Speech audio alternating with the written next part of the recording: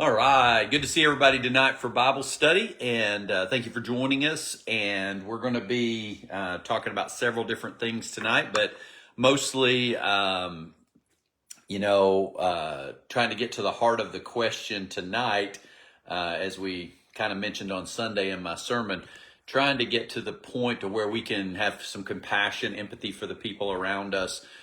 Even if they're acting like jerks, or even if they're, just none of it makes any sense to us. We're trying to get to the heart of why are they acting this way? And, remember that I have told the story on many occasions of my friend that I went to high school with, and I would go over to his house, and his dad was just so mean and nasty and surly and, just very short, didn't even look you in the face, just kind of dismissed you, and, just was kind of a jerk all the time, just kind of to himself, sullen. And, for years I knew this man. And so, like 20 years later, my friend and I were doing something, and we were talking, and I said, "You got to tell me about your dad. I mean, you grew up with that guy. I'm so sorry that you had to endure that guy or whatever." And he's like, "What do you mean?" And I was like, "Well, he's just always so nasty and, surly and stuff." And he's like, "Well, you do know he was a POW in Vietnam, don't you?" And I was like, "No, I had no clue about that." And so, he said, yeah, he was kept in a cage for a year or more over there. And then we came in and bombed the area where they were keeping them, and that it knocked the tree over, that the cages were hanging in a tree. And it knocked the tree over, and the cages hit the ground and burst open. And they'd been in the cages so long that most of the guys, their muscles had atrophied. And so he had to help carry guys. He was strong enough to walk, and he helped carry guys back into friendly fire to get them back across the lines, with our guys shooting kind of at them and not knowing until they could see what was going on.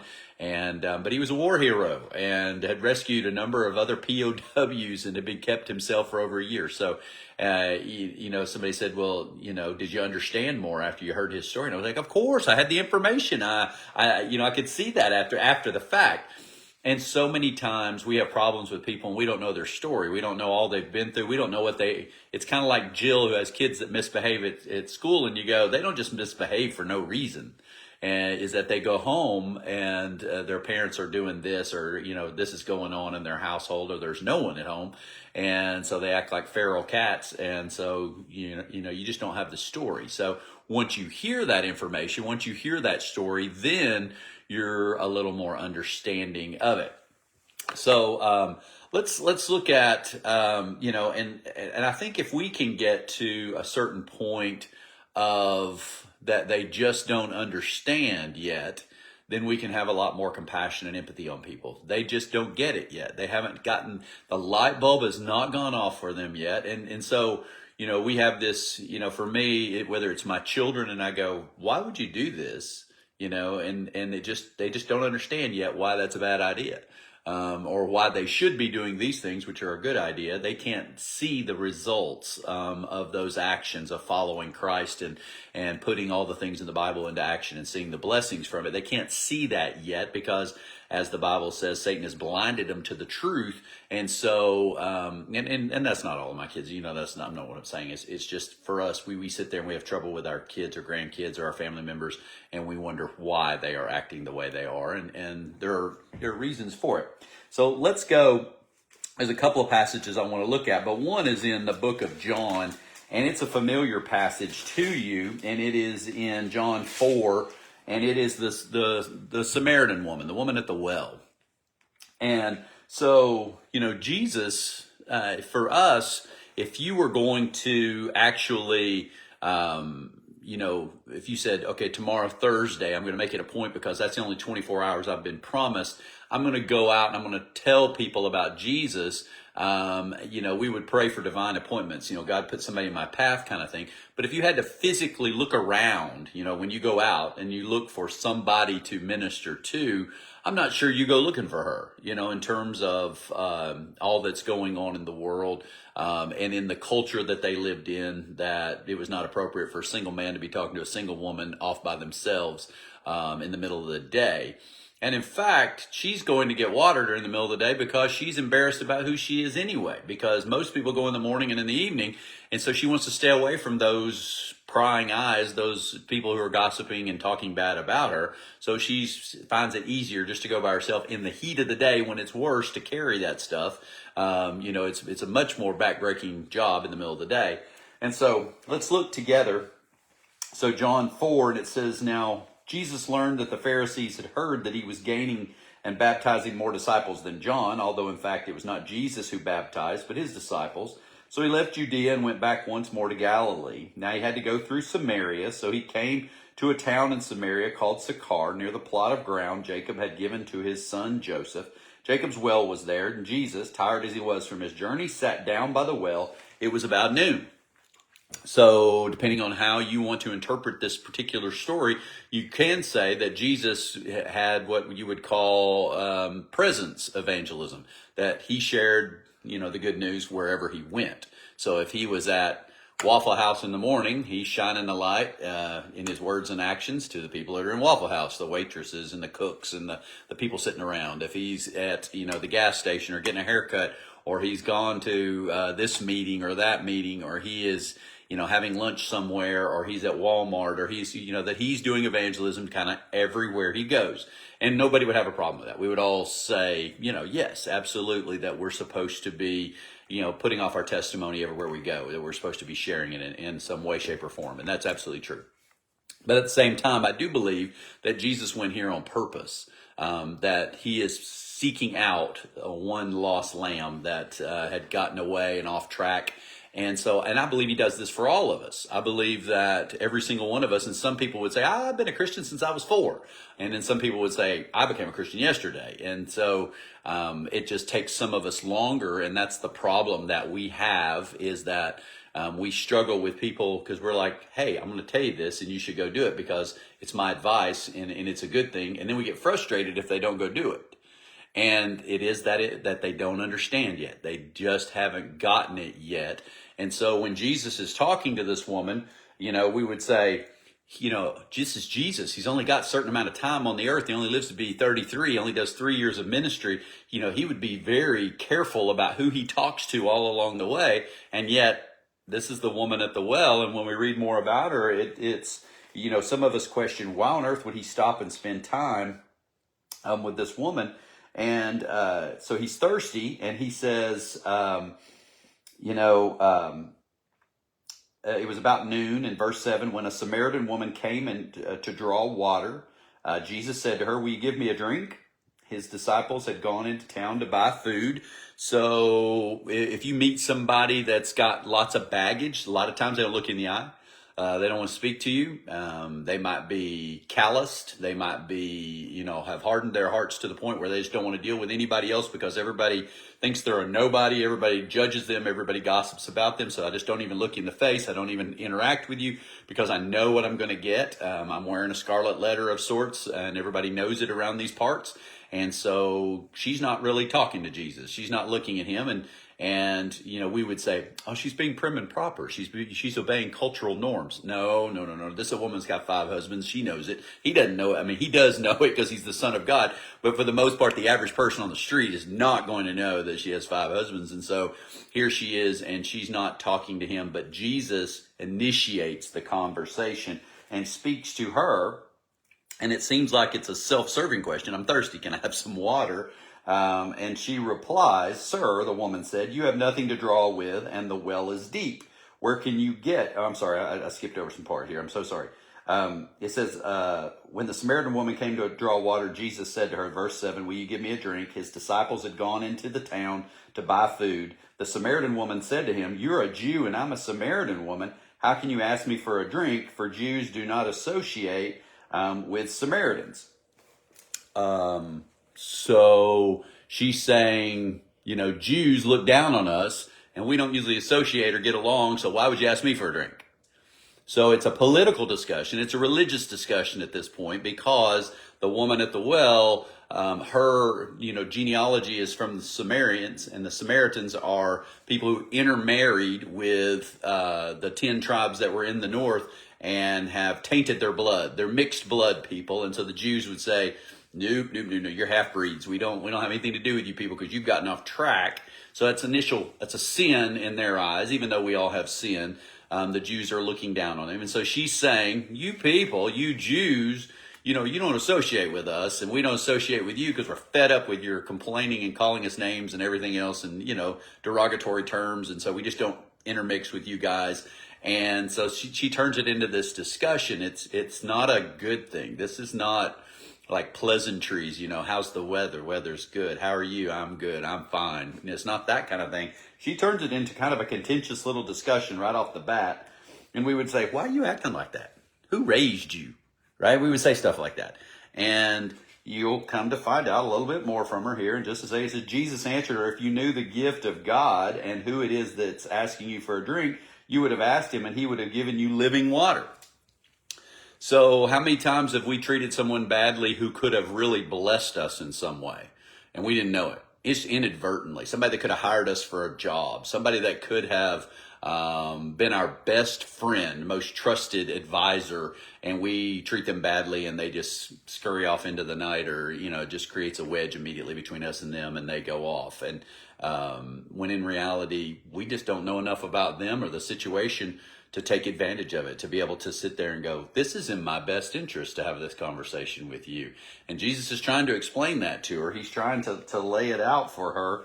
Because he says, I've got a gift that I could be giving you, the gift of God. It is me. And if you knew who it was asking you for the drink, right? Verse 11, Sir, the woman said, you have nothing to draw with, and the well is deep. But she does. Why would she say that? Why would she say, you don't have anything to draw with? You're sure not using mine, right? Because I'm a Samaritan, you're a Jew. Or I'm a single woman, you're a single man. We shouldn't even be talking. She's saying he doesn't have anything to draw with, and the well is deep. She's unwilling to help him in this moment to be able to, because he's thirsty. She's not even willing to drop her, the jar that she carries, the alabaster jar, down into the well. And she says, where can you get this living water? Are you greater than our father Jacob, who gave us the well and drank from it himself, as did also his sons and his livestock? Jesus answered, everyone who drinks this water will be thirsty again, but whoever drinks the water I give them will never thirst. Indeed, the water I give them will become in them a spring of water welling up to eternal life. The woman said to him, Sir, give me this water so that I won't get thirsty and have to keep coming here to draw water. So the first part of the light bulb just went off. She's like, oh, you're trying to do something good for me. You're trying to work in my best interest. Romans 8:28, right? You want to give me living water, and she's asking about it. And I know in the back of her head, she's probably thinking, is this $39.95, plus shipping to get this water that you're getting ready to sell me here at this well? Are you bottling this water and now selling it for twice of what it cost? That kind of thing. But she sees it. She's kind of going, okay, this guy's got something that I may need, that I want. Not just selfishly, but it is something that would help me. She's coming to her. And the woman said to him, Sir, give me this water so that I won't get thirsty and have to keep coming here to draw water. It's going to improve her life, make her life better. He told her, go call your husband and come back.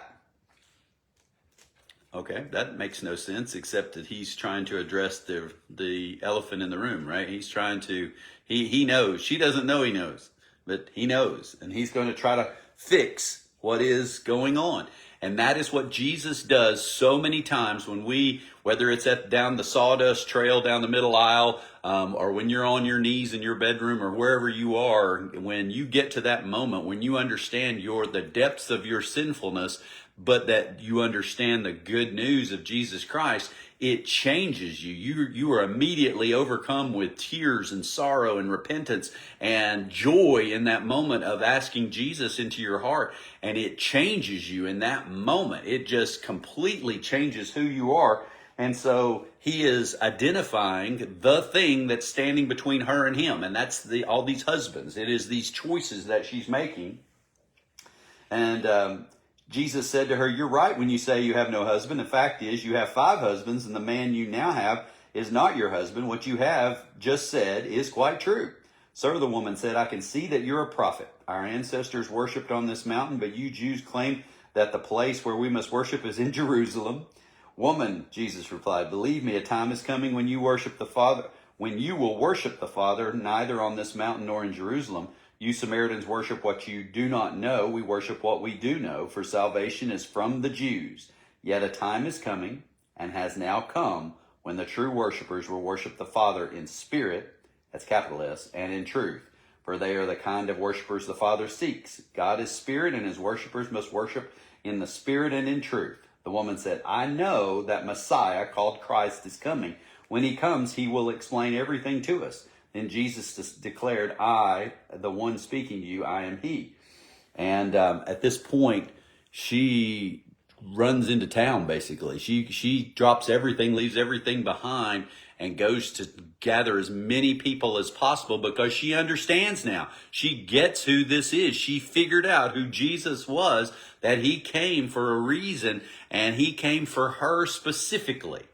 So, when we talk about why people are acting the way they are, I just shared you the story of my friend and why his dad was acting the way he acted. Later on, when he came to church, the dad did, with the son and his family, and he was transformed. He came to know the Lord, and he became this loving grandfather, and this guy it was nice to hang around with him. You could have pleasant conversations, and his attitude just completely changed, because Jesus came to live in his heart and transformed him just completely. And so that is, for us, we need to see some things like, okay, so my home church, they were having some issues in their church. This is years ago, my home church in Knoxville. And so the people who were, in the church who had some issues with the pastor, they were trying to get him fired. They were just they all gathered up, and then they went to the Presbyterian, and they all said, hey, we'd like to fire our minister. He's doing this, this, this, and this. And the Presbyterian came in, and nothing ever came from it. They weren't able to fire him, and he stayed. And so they all left. All these people, this split happened, and all these people left. And when they left, they decided that they were going to form a church, and they were going to start their own church, and it was called Faith Fellowship, which is hilarious to me, because I now serve a church that does have another church called Faith Fellowship that came out of it. But this church in Knoxville decided they were going to, start a church out of spite. What I mean is that they just really wanted to get back at the church, because they didn't get done what they wanted to get done, and so they went out, raised money, built a building for between $750,000 to $1 million for this building. And they physically started a church out of spite, just to show, hey, we can do this, because they were so angry about what was going on in the church, and rightly so to some degree.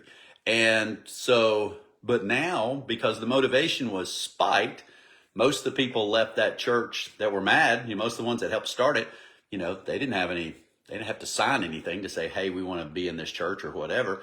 And they left, and now the church has gotten down to less than 25 members, and the Presbyterian's having to take on the debt of the $750,000 that they spent to start this other church. So we sit there and we go, why are they doing this? Why did they do this? And what's the motivation for this?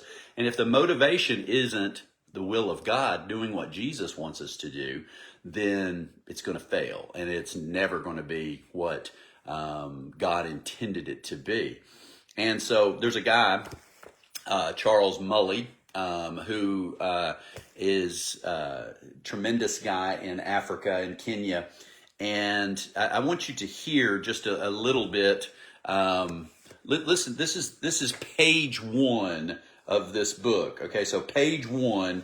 And I want you to, this is, you guys know you can't pick your family, right? Everybody here knows that. We're just born. We're just, you're either born poor or wealthy or middle class or whatever you are. You don't know whether you're going to be born in the United States or Kenya or Australia. You just don't have a clue. You don't pick that. And so this is who he got as parents. It says, thankfully last night, his father had collapsed onto his bed, too drunk to even throw a punch at Charles's mother. Charles could hear the hen, H-E-N, the chicken, the hen pecking outside the door. The same hen his parents had consulted yesterday. As far as Charles could understand, his father, Dottie, believed that when he prayed to the hen, when he prayed to the chicken, his ancestors would hear him and bless and guide them. Well, you guys might want to listen to a chicken more than you want to listen to me about what I've got to say about the Bible, right? You might feel like that's a better bet for you. But if your parents are praying to a chicken, and then what happens to him is they abandon him. They leave in the middle of the night when he's like 5 years old and leave him behind. They go to another village. And his grandmother is still there, and she's poor as dirt, she doesn't have enough food to feed herself, but he stays with her. And then the uncles come around and say, no, you can't stay here. This is just not going to work out. And so they get a hold of the dad and mom, and the dad and mom come back, and they're like, okay, we screwed up. And the dad is still beating the crud out of the mom. I mean, she's got bruises, her eyes are swollen, all this kind of stuff. And they come back and get Charles and take him where they went to. And he lives with them for a little while, and they abandon him again to his paternal grandfather this time. So he's been abandoned twice at this point. Now he's like 8 years old, and they've abandoned him for the second time. And so he stays with the grandfather for a while, and the grandfather runs out of money. He doesn't have enough money for himself. And he says, I've got just enough money to buy you a train ticket to go to where I know your parents are. And he sends them back to his parents. This will be third time now, right? That he goes to his dad and mom, the abuser guy.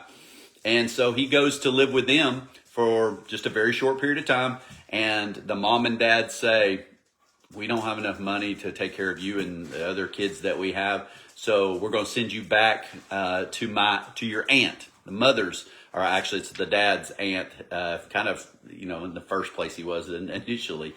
So they're sending him to an aunt now. And the aunt takes him in and she goes, yes, we'll care for you and we'll put you in school and feed you and all this. And the uncle comes home that night and he goes, no, get out. And the aunt goes, no, we're keeping him. He goes, get out. Both of you, get out. And so he throws the wife and him out, and they have to sleep on the ground outside. And he makes them do this for a month. They live outside while he lives inside by himself. And finally, Charles says, Aunt, I'm sorry this is happening to you. I'm going to run away. And he's 11. He goes, that way you can go live back in the house with our uncle and with my uncle. And I won't be anybody's problem anymore. Because everybody refers to him as the orphan, as a nobody, as worthless. So at 11, he runs away and gets a job working on a coffee farm, working on a maize farm. He's just making a little bit of money, and he starts going to school at night. He's 11, and he completes first grade, second grade, third grade, and fourth grade in a very short period of time because he's a smart little kid, and he's just never had the chance to go to school. So he's working 10 hours a day, going to school 2 hours at night to be able to pass these things. And he gets to be 15, 16 years old, and he says, I don't think this is real life. I don't think this is awful. I don't see anybody around me in Kenya that's living a life like I want to live. And so he decides he's going to commit suicide. And so he's 16 years old. He's going to kill himself. And he said he went to work the next day, contemplating how he was going to do it. And this is what happens, is one of the kids that's working there beside him that's of similar age just goes over to him and he goes, hey. He goes, what? He goes, you want to go to a meeting with me tonight? And he goes, no, not really. And he goes, oh, come on. You don't have anything better to do. He goes, just go to this meeting with me tonight. He goes, what kind of meeting is it? He goes, it's just youth. It's all kids. We're just all going to go over there. It's a youth meeting. And he's like, it sounds better than sitting by myself in a dark room. So yes, I'll go. And kind of postponed his suicide for a day. And he goes, and it turns out it's a Christian youth rally that he goes to. And he hears about Jesus who loves you and thinks you are somebody because he created you, right? And he, at that moment, becomes a Christian and gives his life to Christ. So he goes on to work for he becomes a taxi driver, like that kind of thing. And then he works his way to buying his own taxi, and he gets the money from that. And then he has 2 taxis, then he has 3 taxis. And then he actually, gets his own, where he owns the whole company, and he gets himself where he is a multimillionaire, Charles Mully. And in that moment, he's got a big house. His kids are going to private school. They're all spoiled kind of thing. His wife is lives in luxury, gets driven around in a car. And he renews his faith in Christ, and he says, you know, God, you have blessed me in all these different ways. He said, but I still drive through a slum in Nairobi that has at least 3 million people in it that don't have enough food to eat. What would you have me to do about that? And God said, sell everything you have and start an orphanage for kids. And he goes to his wife and he goes, hey, honey, God spoke to me and he said, sell everything and start an orphanage. And she went, God did not say that. That is not what God said. And he's like, yes, it is. And the kids go, nope, nope, nope. That is not what God would never say that. You've been blessed. We have been blessed. We live in luxury because God is good, working for our good. And we're not going to sell everything and run an orphanage. And he goes, yes, we are. And they went and did it. And he's ministered to the numbers that are like, it's like 100,000 kids that have poured through. It's kind of like, you remember we talked about George Mueller and his wife running an orphanage that ministered to 2,000 kids at a time. And that's the way Charles Mully was doing in Africa and continues to this day and is just a tremendous witness and a man of faith in God. And you go, what's motivating this? How on earth did he accomplish all that he accomplished? How did he get that kind of faith? And it really boils down to is that when you're so broken, when you're told over and over that you're nobody and nothing and you're trash and you're untouchable, it's in those moments that you're most willing to listen, that you're most willing to trust God to say, I have nothing. I am nobody.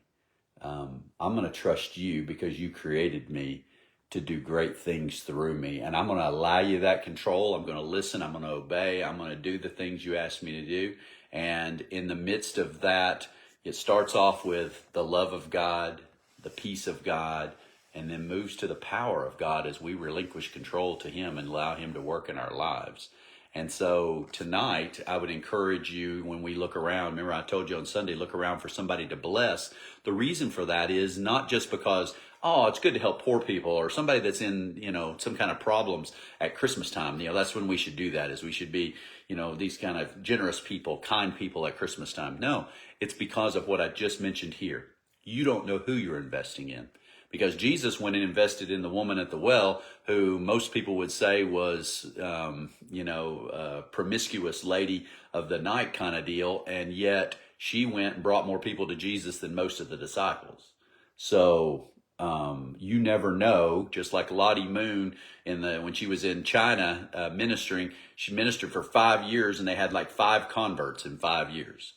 And she said, man, we just really haven't gotten the job done over here. We haven't really, we've not seen the fruitfulness that we wanted to see. And yet one of the people that got saved was a guy named Li Xiaoting. And in his lifetime, 10,000 people came to know the Lord through his preaching in China. And that ought to tell us something about who we invest in, that God has a plan. It's why he makes divine appointments for us and puts people in our path, is for us to be able to say, I have the hope, I have the encouragement, I have the cure for what ails you, and that is Jesus Christ. God bless you. I hope you have a great evening. Thank you for joining us tonight for Bible study.